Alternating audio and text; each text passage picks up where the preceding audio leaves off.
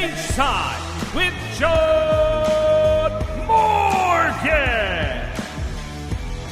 Welcome back, everybody. Another episode of Cageside with Jon Morgan. I'm your host, Eric McMahon, UFC Fight Night this past week, 246. It's in the books. Assassin, baby. Looking very assassin. Erin Blanchfield, huge win versus Thug Rose. I think there's a little more questions than answers there, truth be told. We are 2 weeks away. MSG, Jon Jones, Stipe Miocic.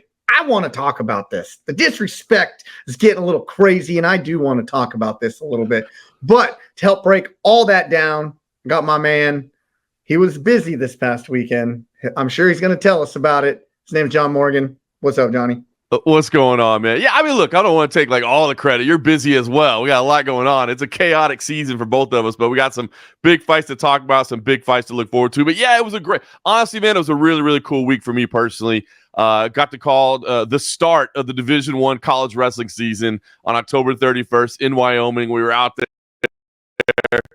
On Fight Pass for only $2.99 a month. That's right, baby. Sign up now. You can hit that link, $2.99 a month. But yeah, it's cool, man. So the college wrestling, I mean, the entire season got started one day earlier. The rest of the season started on November 1st. So that was really cool. Wyoming, man, they looked really good. They had a big statement win over the Campbell Fighting Camel. So that was cool. And then just 48 hours later, or even less, because it was an afternoon show, we were doing a matinee out at Joint Base Langley Eustis for Fury Professional Grappling as well. So got to see some submission grappling that kind of teed up everything for the UFC that night. So, man, it was just a really busy week, obviously traveling back and forth across the country and prepping for the two events. But you know, man, there's nothing I'd rather do, man. I absolutely love combat sports. I'm not feeling sorry for you. Exactly, right? It's kind of funny because I don't want it to sound like I'm complaining. It was crazy. It was hectic. But, man, I was sitting on a plane actually on the way home yesterday, and I just had a big smile on my face, man. I was just like, man, I absolutely love that I get to do this for a living. And, you know, as chaotic as it may be, man, there's nothing in the world I'd rather be doing. So it was a great, great week for me personally.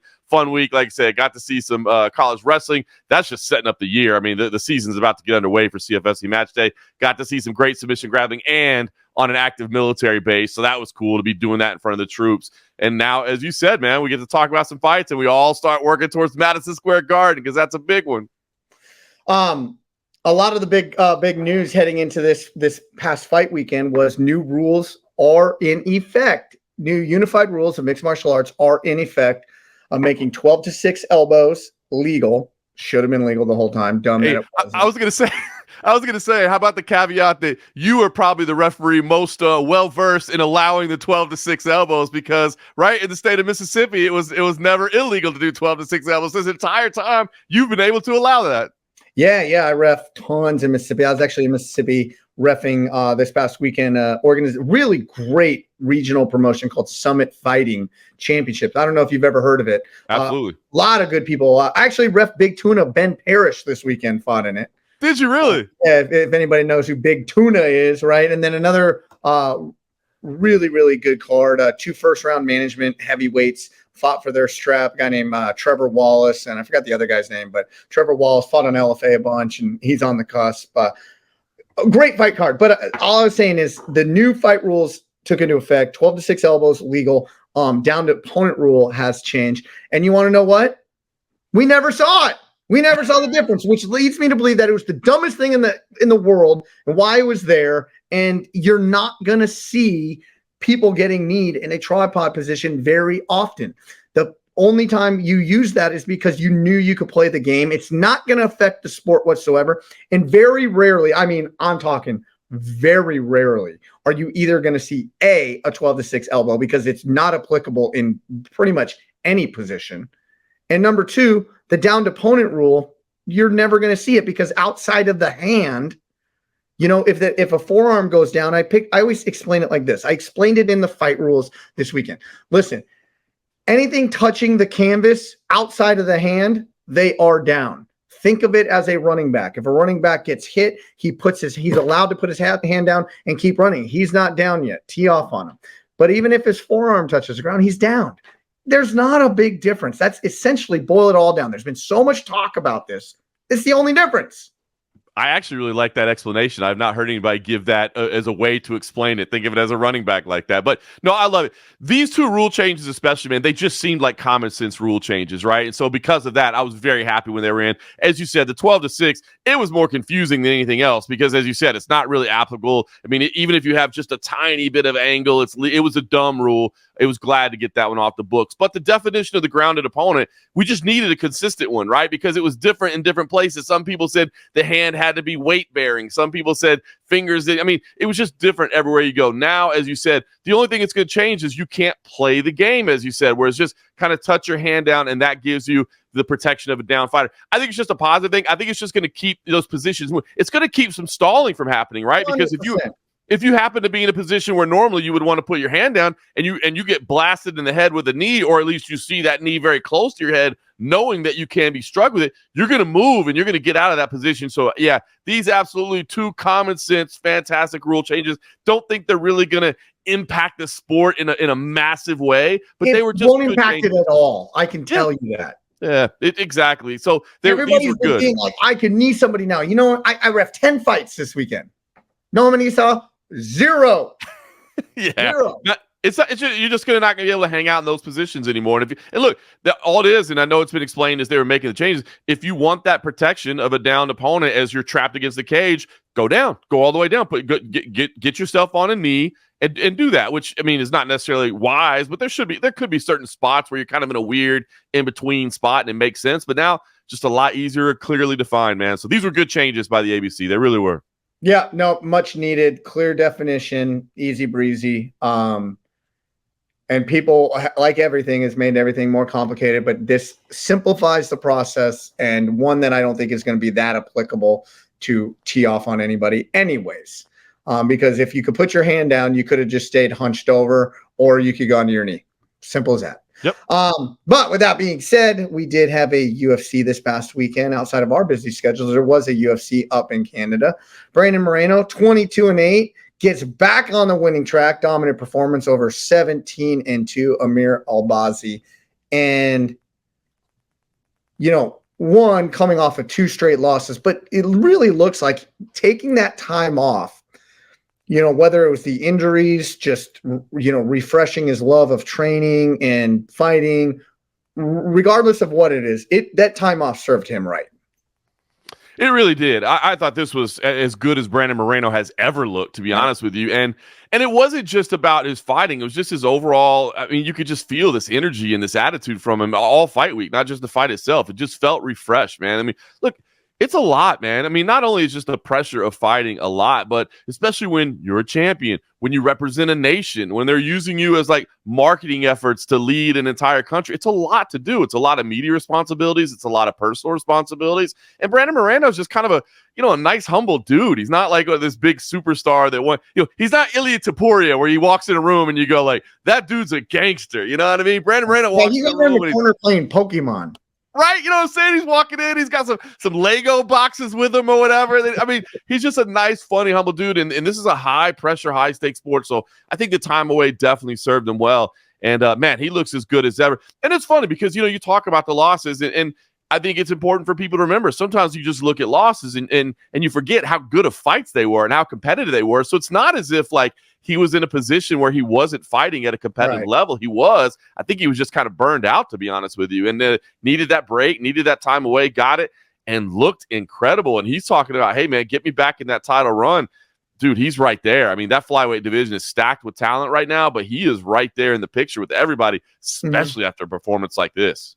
Well, and let's refresh everybody's memory. His 2 losses, both split decision, one to the champ, that he lost his title, Pantoja. Then he comes back, 5 months later, 6 months later, and loses to Brandon Royval on another split decision. So these are razor-thin margins that he lost to, but he just looked absolutely spectacular. And with that being said, I wanted to kind of go over something that it just shows how good Brandon Moreno really is. I'm sure you've seen this stat. He landed 132 significant strikes in this fight against Amir Albazi, who is at 17-1 coming into this fight, is a freaking stud.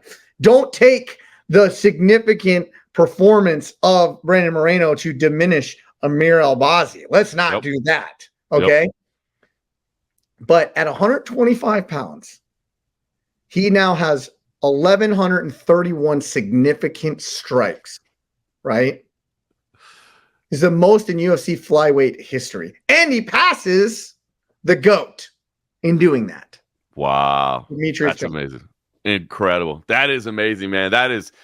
That says, I mean, anytime you could pass Demetrius Johnson for anything, man, you know you're in some very esteemed territory right there. I had not actually seen that stat yet, so that's pretty cool to hear, man. It just goes to show you the longevity and the greatness that he had, man. And you know what? And I love what you said too about not writing off Amir Albazi, you know, and just saying, you know, because of this performance, like that guy's no good. Like Albazi's going to have some great fights ahead as well, you know, and he had a rough stretch as well in terms of the injuries and the surgeries and stuff that he had. So I think he's got great days ahead. But yeah, that is an absolute perfect explanation for Brandon Moreno where he stands right now, man. This dude's, I mean, he's already a legend, man, and it looks like he's got plenty to go. Like this isn't some dude that's just like a former champ that's hanging around a little bit too long and trying to, you know, reclaim those glory days. Like this is a dude that is right there at the top of the division, is capable of fighting for a title again in the very near future.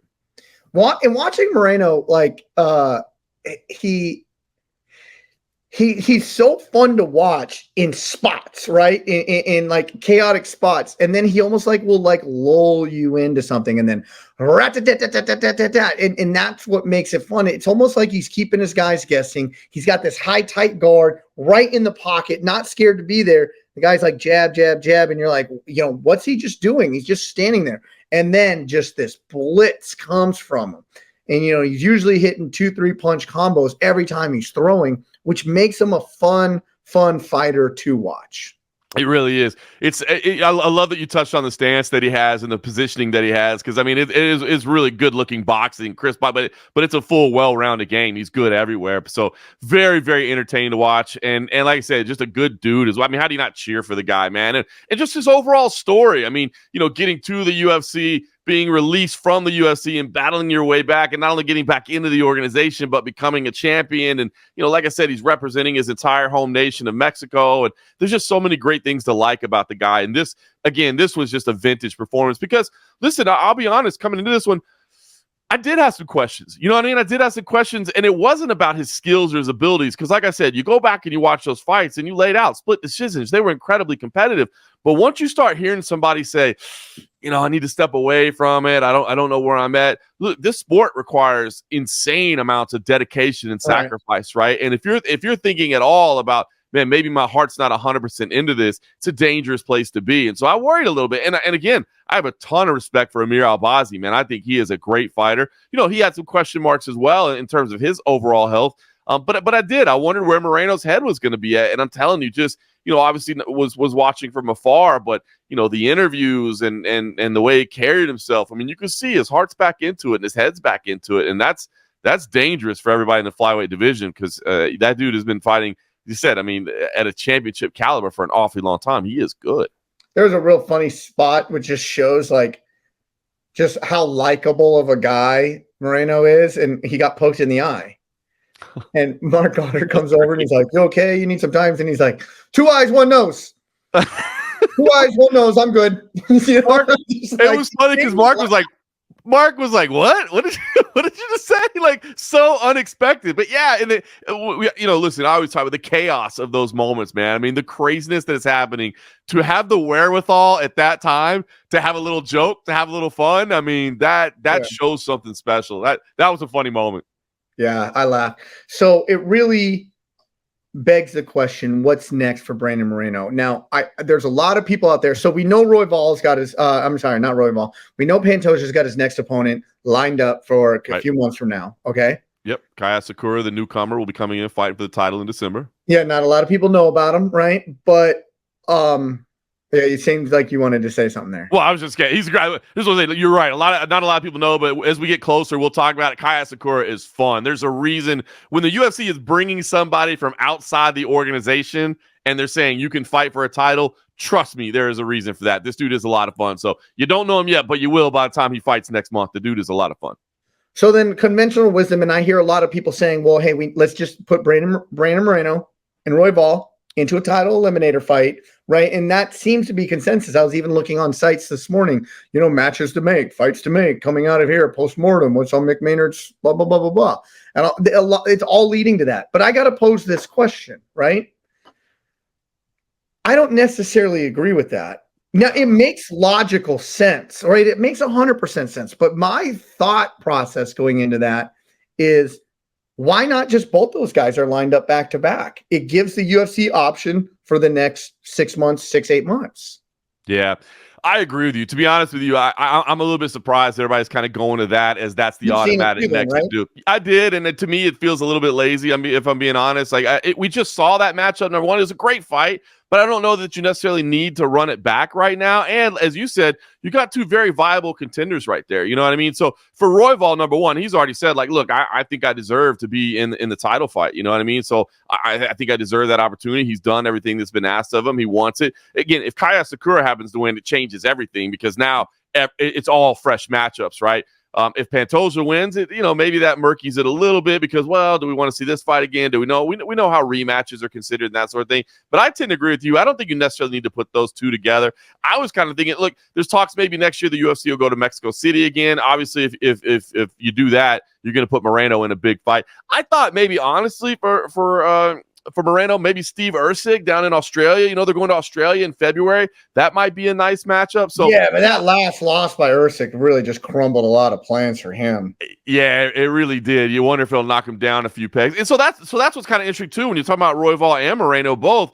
Do they want to look down the rankings? Because to me, we'll wait for the new rankings to come out this week, but I imagine everything stays just where they are. I mean, they're going to be at 1 and 2. It makes sense on paper, as you said, to put 1 and 2 together, but I don't know that you necessarily need to do that right now, especially when we just saw. Now, if they had never fought each other before, then maybe you go, bro, who goes first? We got to put 1 and 2 together to see who goes first. But they fought not that long ago. So I agree. I don't think you need to put them together. You could have them fight for the title back to back. You could do other matchups for them. There's other things to do. So I'm actually with you 100% on this one. And it's going to be so hard to pat. Like Royval has to be the next guy. Right. I mean, but I know that the baby assassin is the baby face, honestly, of the organization. Like, people love this guy, but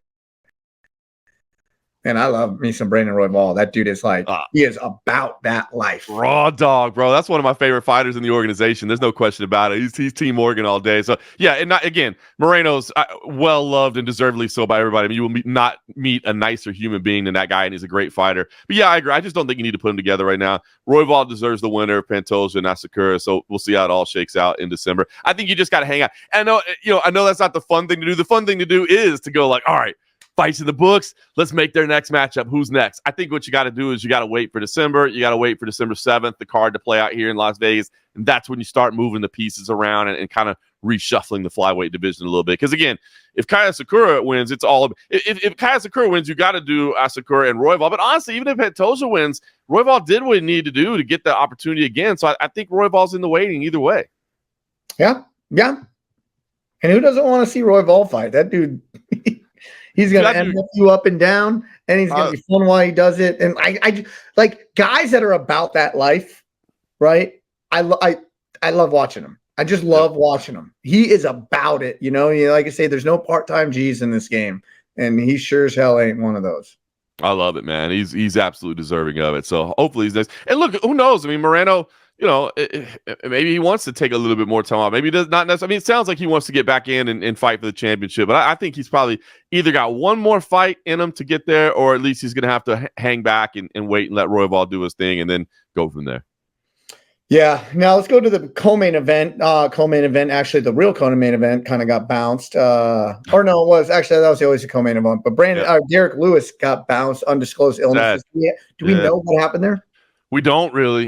We don't understand. They said it was a non-weight cut related illness, but I mean, you always want. I mean, weight cut kind of affects everything, right? You know what I mean? Like, it impacts your overall health. So we don't know, unfortunately, yet. We haven't heard word. I mean, hopefully he's okay. It doesn't, knock on wood, it's nothing too serious, but we don't know, unfortunately, at this point. I would think that we would know if it was something serious. We probably would have heard by now. But it's just kind of like, I hate that day of.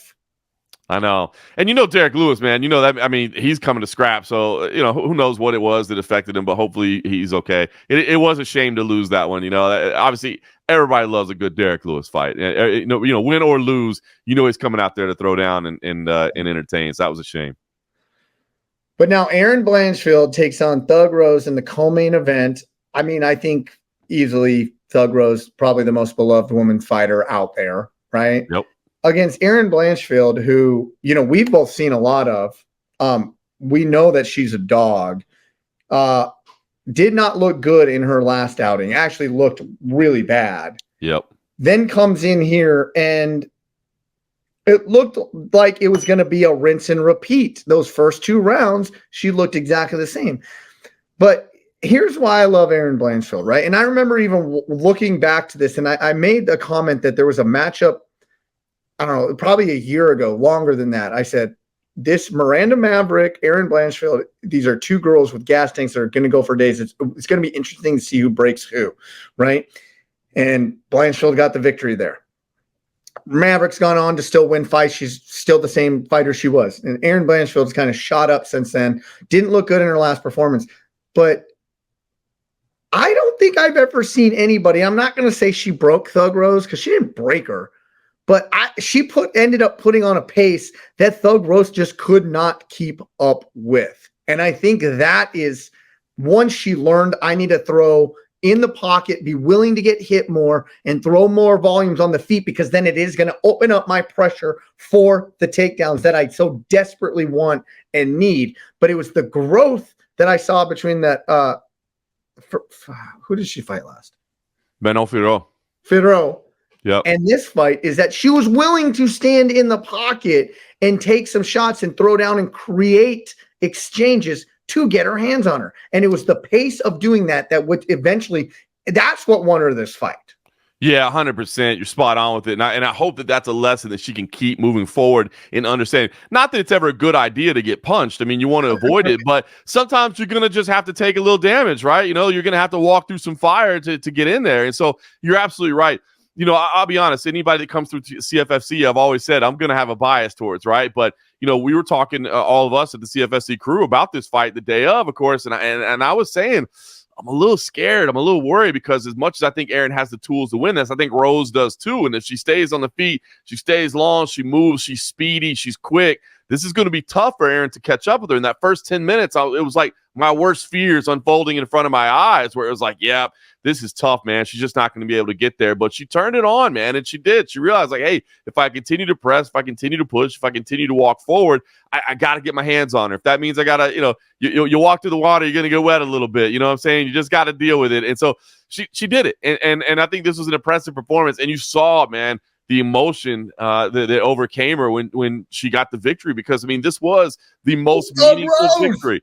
Thug Rose. It's the most meaningful victory of her career. There's no question about it. The beloved former champion. I mean, to get a win like that proves that you belong.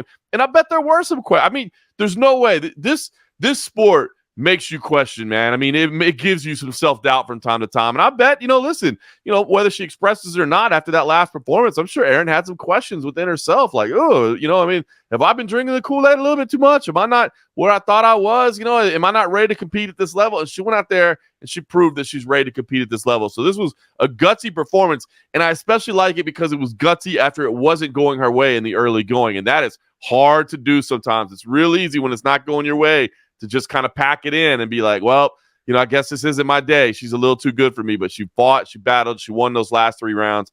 Big, big win for Erin Blanchfield. 2 things here. One, if you can weaponize your cardio, you are a dangerous fighter that not a lot of people want to fight. That's right.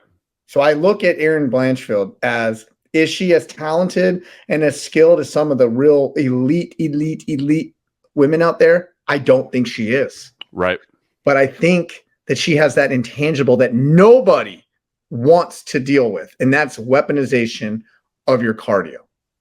It's a great point. I mean, listen, like it's clear that if she wants to continue to develop as a complete martial art, it's like the striking has got to evolve.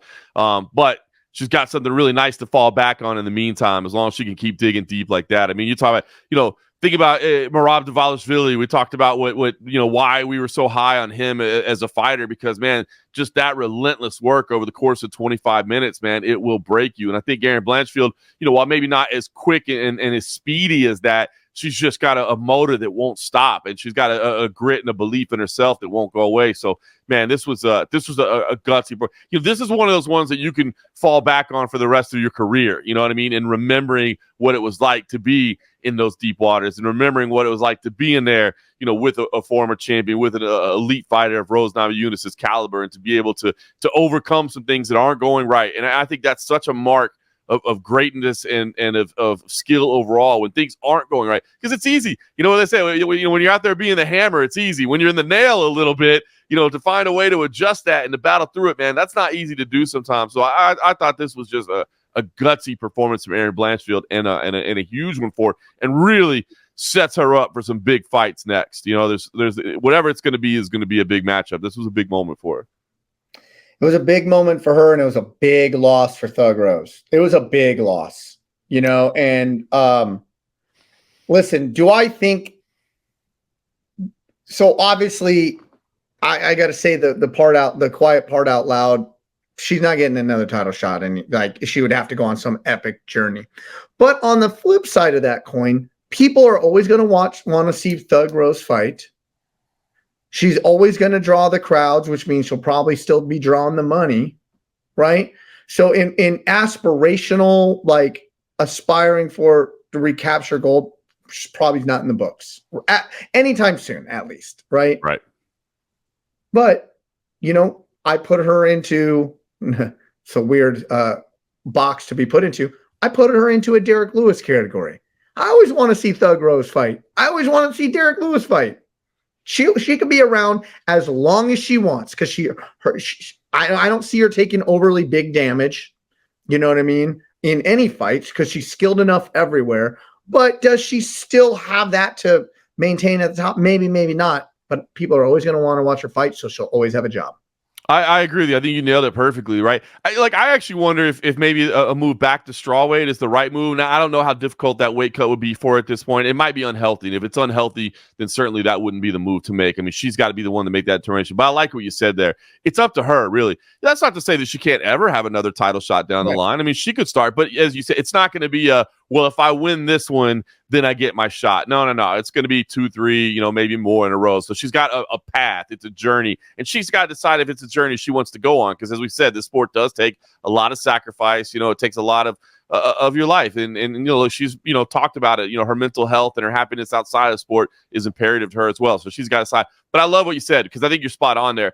Derek Lewis is a good one. I used to talk about the Diaz brothers, right? Guys were like, it really didn't matter. Like Nick and Nate Diaz, do you care what their win streak is or their losing streak is or whatever? Nah, you don't care. They just say that they're going to fight, and you're like, I'm in, sign me up. And I think Rose Namajunas is that way as well. It's, what intrigues her at this point? Is it, because listen, look, there's not only is it a journey back to the top, but that division is getting some nice young talent in it as well, man. There's some absolute killers on the way up. So, what does she want to do? But I think it's completely up to her. If she has enough money in the bank, and maybe she doesn't have a lot of goals, left to check off anymore. But if she wants to, she absolutely can, because we're always going to want to sign up and watch Thug Rose compete.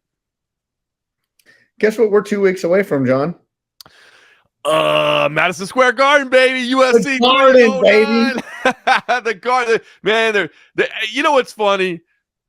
Tell me the UFC is not incredible at promos, man. Because since this fight has first been announced, everybody's been like, yeah, but come on. But what about Aspinall? Where's Aspinall at? But man, they started rolling out those Jon Jones, Stipe Miocic promos, and I'm like, man, it is the GOAT against the heavyweight GOAT. Let's go. That's exactly what I'm talking about. Enough with this freaking disrespect of, even John. Even John's been disrespected to a degree in all this. We still don't got what it takes to beat Aspinall. You know what, Aspinall? You're going to have your time, man. I'm interested. I'm interested in this. And I don't care if anybody, is there a better matchup out there? Probably. But if you're going to tell me you're not going to buy this pay-per-view because you think he should be, get out of here. One, it's at the historic Garden. Yep. Number 2, it's Jon freaking Jones. Really, in my opinion, I'm going to say it, the undefeated Jon Jones Yep. Versus the greatest heavyweight champion the UFC has ever had. I'm here for it. And not only that, this card is fun. It You really got is. Bo Nickel and Paul Craig. Bo Nickel's going to want to take him down. He's going to want to take him down. I mean, obviously we're not even talking about that, but it was funny. I was just looking at the odds of that one. We're talking about Jones and Stipe here, but I was looking. Bo Nickel is minus 1,000 against Paul Craig. I mean, I get it. I understand the height and snapped. Wait, who's his arm? Never mind. But dude, Jamal Hill. Yeah, 13 wins by submission. I know. 13 of his 17 wins are by submission. And Bo Nickel is going to want to take him down.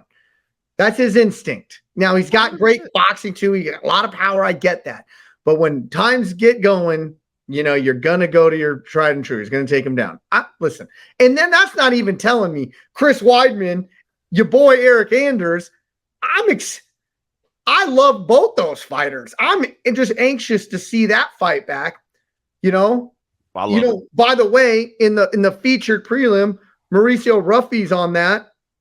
Well, I know you're high on that gentleman. That guy. I've been singing his praises since Contender Series a year and a half ago. Dude, that dude is the future of that division. All right. And he dropped down from 70 to 55. Watch out for him. I'm just excited for this fight. And yes, I know the Jon Jones, Aspinall, blah, blah, blah, blah, blah, blah, blah, blah, blah. I don't give a damn. Stipe Miocic is still the number one heavyweight of all time. Statistically, the greatest champion the UFC has had. Jon Jones is the GOAT. Put them up against each other. Let's figure it out after there. Oh, yeah, co-main event. Charles Oliveira rematches Michael Chandler, I'm not waiting for Conor McGregor Chandler. I'm here for this card, John. I am too, man. I cannot wait. It's going to be another, talk about how crazy the week was last week. It's going to be another crazy week next week because I'm doing CFFC match day in North Carolina, Bowies Creek, North Carolina, Campbell versus Nebraska on Friday night. Then Saturday, I'm heading up to New York just in time to descend on Madison Square Garden for UFC Fight Night. I'm going to be in the house. I'm going to be in. I made it. I've got the flights with it. It took me a little while to figure out if I was going to pull the trigger, but as it has, I said I'm absolutely pulling the trigger because then Sunday I've got to be in Toms River, New Jersey, of course, the home of Frankie Edgar. We've got more CFFC match day that day. We've got back-to-back duels on Sunday. Princeton and NC State and Rutgers in back-to-back duels. So wrestling Friday. Wrestling Sunday, but I've made the decision. I'm going to be in the building, Madison Square Garden, UFC 309. It's going to be a crazy little 3-day stretch. But yeah, the card is great, and I'm excited about it. And Jon Jones versus Stipe. Listen, we've talked about it. Look, I would love to see Jon Jones and Tom Aspinall. I really, really would like to see that. But we understand the reasoning for this. Jon wanted to fight Stipe. Stipe wanted to fight Jon. They're two of the greatest in the company history. Jon Jones, I believe, is the greatest of all time. I love what you said. I was thinking about, as you said, undefeated. I don't even think that's controversial. What does undefeated mean? A guy that's never been defeated. Does he have a loss? Yeah, he has a loss, but we know it was a disqualification, a controversial disqualification at that. He's never been defeated. So even though he has that one loss, he's never been defeated. I love it, man. I need to speak on that more, too. I need to speak on that loss, too. Let's hear it. I've held my tongue on this one. Okay, 12-6s are legal now, right? Now, do I think they should retroactively take that loss off? No, because any down knees, you can't do that, right? In my opinion, it was the wrong call. Did he illegally elbow him? Yes. But that is not why Matt Hamill could not continue the fight. Right. The reason he could not continue the fight was because he got his shoulder, his collarbone freaking snapped in half from a slam that Jon Jones did on him to the elbows, right? So the injury that prevented him from continuing the fight was not the 12-6 elbows. The 12-6 came after the slam that broke his shoulder. So in reality, now listen, this is archaic. We're going back 10 years. We don't have the sophistication and everything we are right now. But I'm confident now. I am confident now that if that were to happen, it would, 1A, be a no contest. because the injury happened prior to the 12-6. And that is what made him not be able to compete. We didn't have replay back at that time. We couldn't run it back. We couldn't then go over and have this little meeting about kind of what really is the fair, equitable way to handle this. But if there was, that would not be a loss. Albeit he did do an illegal technique, but that is not what stopped the fight. It's funny because, by the way, that fight with Matt Hamill at the Ultimate Fighter 10 finale in December of 2009. So we're coming up on 15 years. But you're right. I said 10 years. So I'm off my soapbox. I said what I had to say. But you know what's funny is, so I mean, I was there that night, and I remember obviously Steve Mazzagatti was the referee that made the call. Poor Steve Mazzagatti, man. He's still in Vegas. He's a timekeeper now. We see him at matches all the time. He's a sweetheart super nice guy. Oh, I mean, an incredibly nice guy, and he got absolutely just destroyed for this. And Dana White used to destroy him for quite a few things, but this was one of them. And I felt bad, but I do think it was the wrong call. And I've never asked him. I don't know if he would admit that maybe it was the wrong call. Maybe he still stands by it. I'm not sure. But I will say what was funny is I remember that night how incensed Dana White was about what happened. And he was like, you took away this kid's undefeated record, etc. And I remember at the time, even though I was as high on Jon Jones as anybody at the time, I remember thinking, bro, calm down. Like, everybody loses. Like, it is unfortunate, but like, everybody loses in this. Like, he was going to lose his undefeated record at some point anyway, so it doesn't matter. And here we are 15 years later. And no, Jon Jones should be 28-0, man, which, if he was, think about that. What level of marketing would you then have on top of this? Not only is it the GOAT versus the heavyweight GOAT, but he's trying to tie the lightweight GOAT, Khabib Nurmagomedov's 29-0 record, and then if he goes 29-0, then you're going, will Jon Jones come back to face the new breed in Tom Aspinall, to not only beat Tom Aspinall, but to also go 30-0 and be the only, I mean, and it's funny. I remember being at the Pearl at the Palms and Dana being so mad and thinking, gosh, relax. Everybody loses. And he hasn't. Here's the thing, right? Is I mean, it has been, but it hasn't really been, in my opinion, articulated correctly why it was the wrong call. And in my opinion, the why is, I don't put it on Steve Mazzagatti. He didn't know that the shoulder, in my opinion, listen, the illegal foul was the illegal foul, and he could not continue after the illegal foul. Right. So unless I'm almost positive there was not replay back then. Right. I don't believe there was. No, not that early. So I don't listen, did Steve Mazzagatti, did he make the right call and those were an illegal blow? Yeah. All right, I think we can safely say that. What is it? Maybe 11:59. Maybe was it to 5:50? I don't know. Maybe, right? Conventional wisdom says Jon Jones started going like this, right? Heaven to hell. But if we were to really apply 2024 rules and technology to 2009, we would have watched that back on replay. We would have went to RO. I would have pointed to RO. Loop it up. Right? Then I would have went back and saw that Matt Hamill's now like this. And for all of you listening, I'm dipping one shoulder down. Right. He's now like this. His shoulder is injured. Can't continue because of the injured shoulder.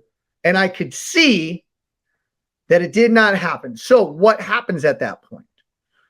You either one, take a point, right? So now it's a 9-9 first round, but you can't go to the scorecards.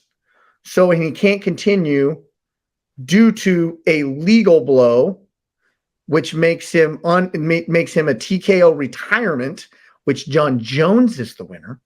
Mm-hmm. Or you play it safe and you make it a no contest. Exactly.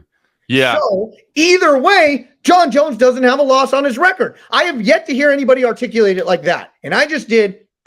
I said I was off my soapbox. I'm back on it. Well done. I think you explained it properly, and you're right about that. Yeah, I've often wondered if the right call should have been TKO or should have been no contest about that. I think you said it's kind of it's a judgment call at that point, right? Like either one, I think would have been fine. You know what I mean? To go ahead and call it a TKO finish. Steve Mazzagatti's credit, he couldn't go back and watch it. Of course, couldn't watch the replay, and he couldn't see. I mean, maybe we can assume that that it happened on the slam. We can surmise that it did, but you can't make a call in the moment in assuming something. You just can't as a ref. So at the end of the day, I would have hoped that it was maybe just a no contest, but either way, in my opinion, with 2024 technology, if that was applied to 2009, it would not be a loss on Jon Jones' record, and I can say that pretty confidently. Yeah, I agree with you completely.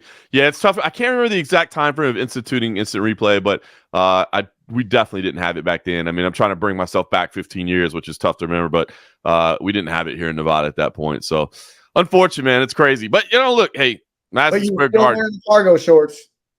Damn straight it was. Some things never change, baby. You don't change the classics. Boy, it's funny. That was 15 years ago. So that was before my son was born. So I might have been wearing like a black shirt or something at that point. I didn't start wearing the blue until my kid was born, and he happened to be touching a picture of me on TV wearing it. So man, things been a long time. But listen, Madison Square Garden, I am I'm fired up about it. I'm excited to be in the building. I think you kind of laid it out, and we'll talk about it next week, of course, man, as we break down the card a little deeper. But I mean, yes, all the discussion has been around the main event, and rightfully so. I mean, it is big. And again, I like the promos that they've started rolling out. It really is the greatest of all time against the greatest heavyweight of all time. This is huge. No disrespect to Cyril Gahn. That was a test for Jon Jones, but this is a bigger test for Jon Jones, even at Stipe's age. I mean, the guy takes care of himself. He's not out. It's not like Stipe's been out there partying and, what kind of shape's he going to be in and that sort of thing. So this is going to be a big fight. There is no better scene than the world's most famous arena at Madison Square Garden. I mean, the energy and the crowd and everything that's there, it's always on a special level. And as you said, I mean, the card up and down has some really, really good Jim Miller's on this card. I didn't even realize that till right now. Bro, Jim Miller versus Damon Jackson, that's a scrapper. You talking about two like blue-collar dudes. I mean, Jim Miller, I think Hall of Fame. Jim Miller, to me, no doubt Hall of Fame. I hear people say longevity, you know what I mean, doesn't count.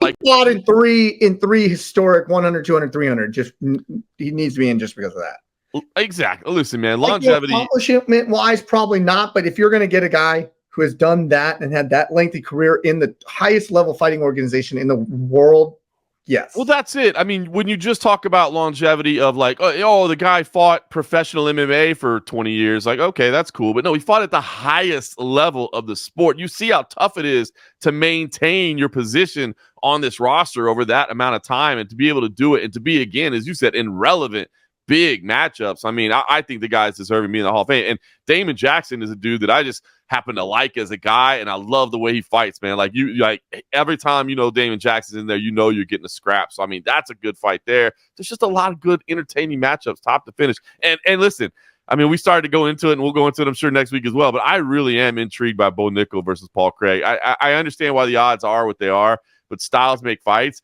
And as he said, I mean, what is Bo Nickel going to want to do? He's going to want to go into the exact same place that Paul Craig wants you to go. I mean, it would be a hell of an upset. Would not shock me for Bo Nickel to walk out of there with a very impressive win, but count out Paul Craig at your own risk and understand that fight is probably going to take place exactly where he wants it to take place. So I love that. And I mean, this is a fun card. As I said, Madison Square Garden is just always something special. So yes, I'm looking forward to a very crazy, very busy, very wild next week. Eric, your boy, Eric Anders.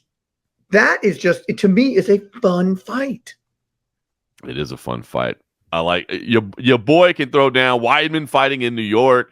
I mean, this is two dudes that'll go out there and just look to throw down as well and have some fun. That's a great matchup. I mean, again, we're not even talking about Chandler and Oliveira. Like, come on. Like, there's no way those guys are going to bore whatsoever. So I like it. I mean, listen, I'm a huge Tom Aspinall fan as well. And we've talked about, the potentials of this matchup for months now. You know what I mean? And I do, if Jon is victorious here, I do hope he'll stick around and face Tom Aspinall. It would be amazing. But I think it's always important to remember that Jon Jones doesn't have to do anything. You know what I mean? We talked about Jon Jones is the GOAT. You know what I mean? And maybe you're new to the sport. Maybe you've only been around a couple years.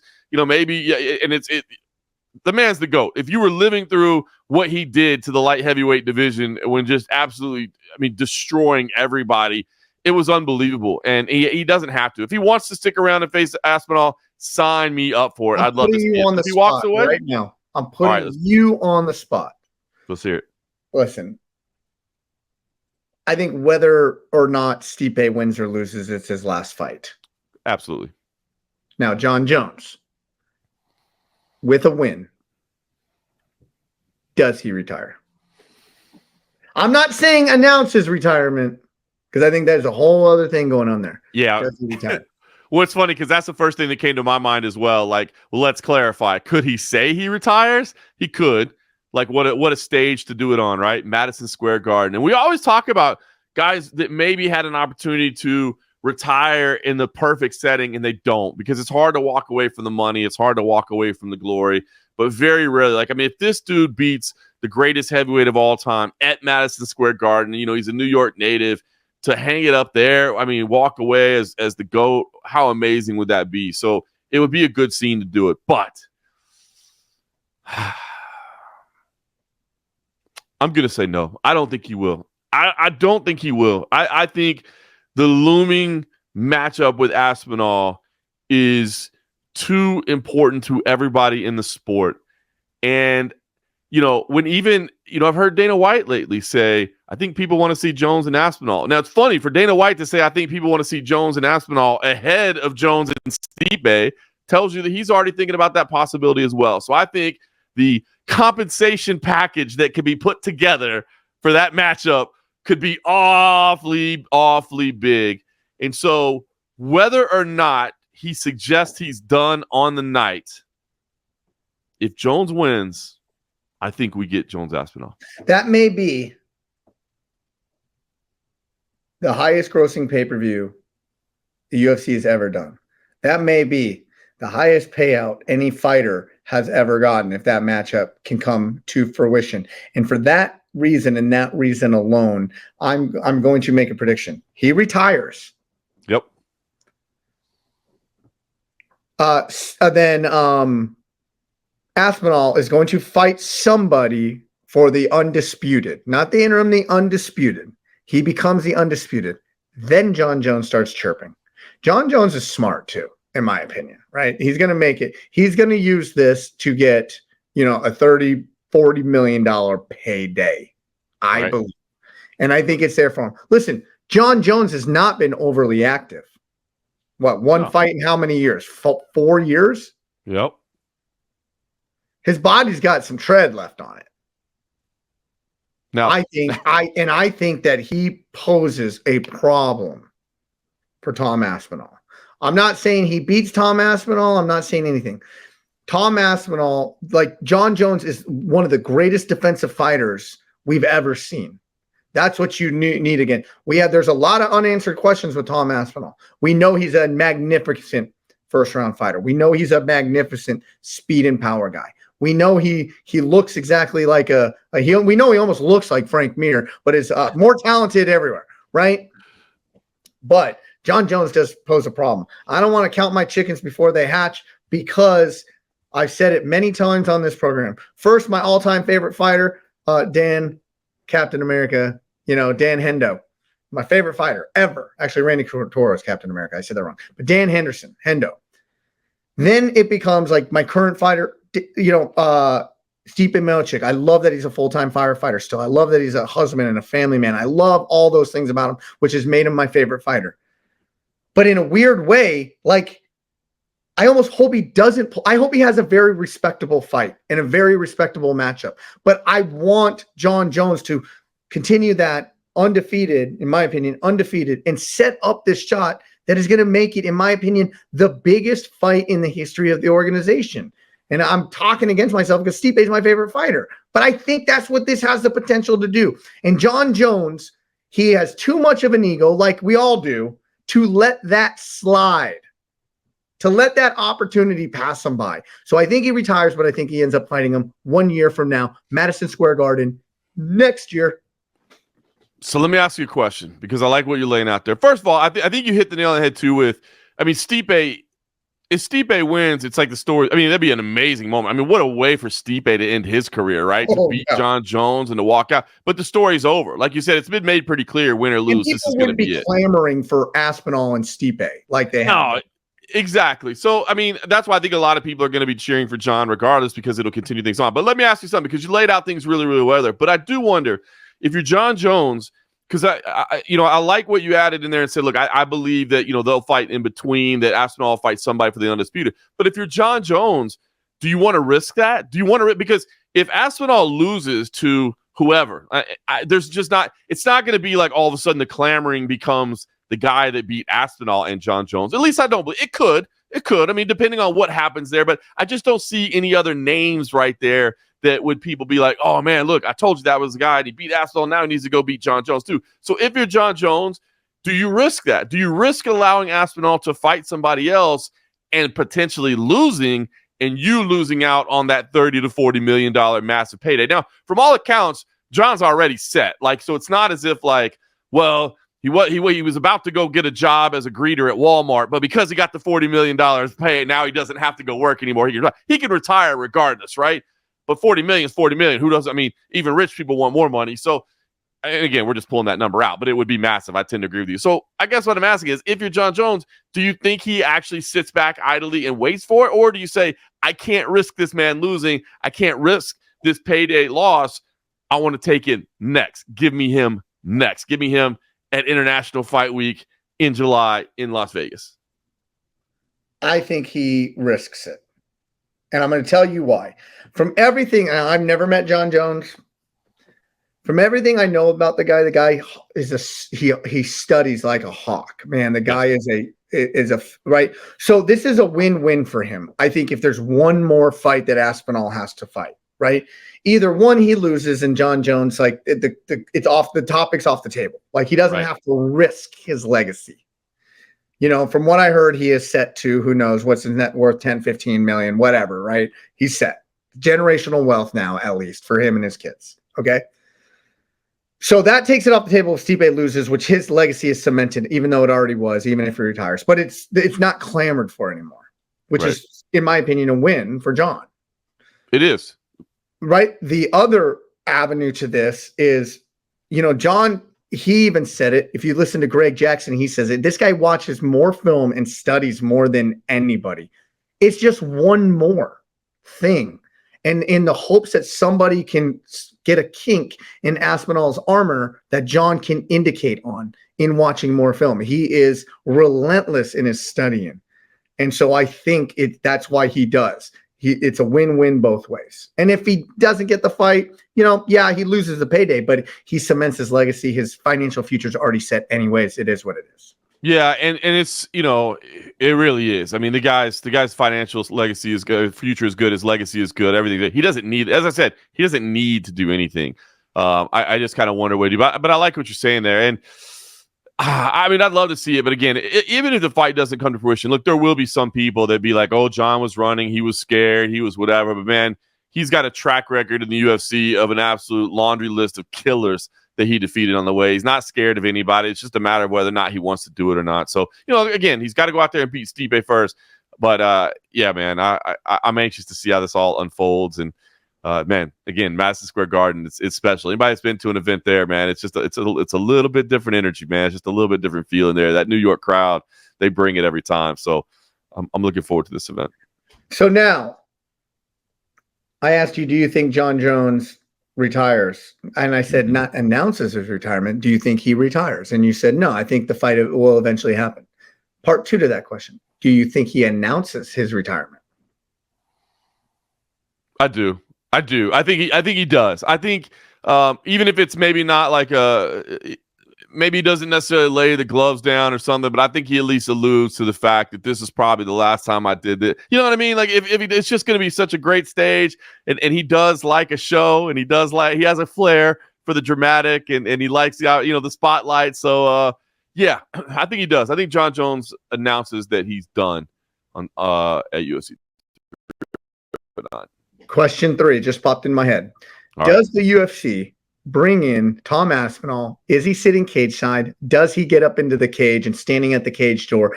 Are they putting that pressure on him? Because, you know what I mean? Because if Tom Aspinall, so that's a 2-tier question. Do you think the UFC says, no, Tom, we're not going to give you cage side seats because we don't even want, this is about Jon and Stipe tonight. You're there. You're the future. We all know. He'll be there. He's the backup, right? So I mean, he's going to be there. It's not like he's not going to come on fight night. So they're going to make him. They're not taking the fight, even if somebody misses weight or gets hurt. No, taking that fight. it was the dumbest backup situation of all time because we know they're not taking the fight, but he's there. He's the backup, and so I think he's going to be there. He's definitely going to be there. You know, whether or not they bring him in the cage, you know, Dana's not always a fan of bringing people in the cage, but he's done it on several occasions, and it would be nice. I mean, dude, oh God, what buzz it would be to just bring him in. But you got to find out where Jon's headed. And I just said I think Jon announces his retirement. But if he's dead set on this, and that's the thing, it's just hard to get a read on Jon sometimes. You know what I mean? He tweets and deletes. He's mysterious about stuff. You know, who knows where his head's at? Because if Jon is already saying like, look, I'm not going to talk about it till afterwards, but the second this thing's over, bring young Buck in the cage, and I'm staring him right in the eyes and saying, careful what you wish for, young man. You think I'm a little too old at this point? You think you're the next level? You're not quite there yet, and I'm about to prove the world to it. You know, and you face off. I mean, dude, you could start thinking about that moment, right? I'm getting chills talking about it too. I mean, just imagine that. Because this is where I was going with it. I do believe there's a scenario. I don't think it's likely, but I think there's a scenario. I think it's a 30% chance that Jon grabs this mic and says, "Thanks, Joe, Stipe Miocic, all this, that, and the other." Now listen, and he just goes full on heel promo on Tom Aspinall. I think there's a scenario where that does happen. Sign me up. I'd love to see. It's just going to depend on where Jon's head's at. But listen, Jon has an ego. You have to. I always say this, man. Like to be successful at the highest level of mixed martial arts, you have to have insane self-belief that borders on craziness. You know what I mean? You just have to. You have to believe in yourself. And as you said, it's not like he hasn't put in the work to do it. Yes, he's a gifted athlete, but he's one of the most meticulous studiers of the game, students of the game that there is. So, I mean, I would love this. I honestly, I really was getting chills as we were thinking because I could see the whole scenario playing out in my head. And, man, to not – I would love for the entire week, the entire fight week, anytime Tom Aspinall's name gets brought up, that Jon's like, not worried about that guy right now. I'm focused on Stipe. Not talk about Tom. Go out of his way to say that, don't want to hear that name at all. It's Stipe. And then go out there and handle your business. And then at that point, after you show your respect to Stipe and you're a legend, and thank you for giving me this opportunity, and I wish you all the best, and thank you for serving your community, et cetera, et cetera. Now, young Buck, we got a little business to tend to. I hear there's a man over there in England that's got a whole lot to say. You know what I mean? Like, let's go. Let's bring him in there. Let's stare him down. Oh, man. That would just get the jumping off point for it to build in what already would be a massive fight. But if you've already got two guys in the building, you got 20 cameras inside of Madison Square Garden, you got a live microphone and a satellite broadcast beaming out, you might as well start the promo right there. But it'll all be up to Jon Jones. I think the UFC, as strained as that relationship has been sometimes with the UFC, with Dana White, with Hunter Campbell, I don't think they will force Tom Aspinall into the cage if they haven't talked to Jon Jones and they know that Jon Jones wants it. I don't believe they'll try to take away his moment or try to take away anything from him if they don't know. The guy has earned it. He's the GOAT. But if everybody's on board, what a hell of a jumping off point that would be. I started this show off by saying, and we're only 2 weeks away from the Garden, and I'm done throwing any disrespect at Stipe, and now we're already fantasy booking stuff. But we will get into the path of victory for Stipe because there is a path there. The MFer cracks. He can crack moving forward. He's big, he's long, he's rangy, he's a wrestler. He's got every freaking intangible. But does he still have the drive? Does he still have the athleticism? There's a lot of questions out there. We will get into this next week. I look forward to it, man. Looking forward to the breakdown. Looking forward to getting excited for it because, yeah, you're right. As much as we're talking about, what could be next. I mean, listen, it's exciting. It's Jon Jones. It's the greatest of all time. But especially at heavyweight, there's absolutely a path to victory. And Stipe, man, if you need a guy that doesn't buy into the hype, if you need a guy that's not like overwhelmed by the moment or intimidated by anything, I mean, this is the guy. He'll go out there and he'll spoil the plans real quick. So, yeah, it's good. And again, I mean, in a heavyweight fight, we know anything can happen. So I'm looking forward to it. Roger that, man. Well, now that we do a full breakdown of Neil Magny versus Carlos I mean, no disrespect to anybody on this week's card. I mean, look, Cody Garbrandt is back in the co-main event against Miles Johns. That could be an absolute him at the Apex Center. I had an impression that Cody Garbrandt, I saw him with Dominic Cruz. I see his antics, this, and the other. I thought he was just going to be like, maybe not the nicest guy in the world. I met him at the PI. The dude is so nice. He was awesome. So nice. Oh my gosh. Cool. I mean, I hope Cody Garbrandt, like, I've never been like the biggest, your perception is reality sometimes, right? No, The guy is a sweetheart of a dude, man. He really is behind the scenes. I think a lot of that's been, kind of for play and for marketing and for all those things out there. He's great. And I mean, listen, this is great. Like I said, Carlos Pracha's got a lot of hype behind him, but Neil Magny, talk about a dude that'll come out and spoil the party for people over the years. So great. It's a great card. And that's why I was joking. Look, I don't want to disrespect anybody's card. By the way, one to look out for, Rainer de Ritter is here. All right. Making his debut, coming from one championship against Gerald Meerschaert. Probably a name that not many people know whatsoever because he was fighting over in one championship. And we know that a lot of the North American audience probably doesn't consume a lot of their content, but he is an incredible submission artist and a great fighter. And they put him up in a great matchup with Gerald Meerschaert, who is a dangerous black belt, of course. Holds the record not too bad on the ground himself. Yeah, he's all right. He can grapple a little bit too. So that was brilliant matchmaking by the UFC. So it is a great card this weekend. So wanted to point that out. There is an event at the UFC Apex. I'll be here on Saturday.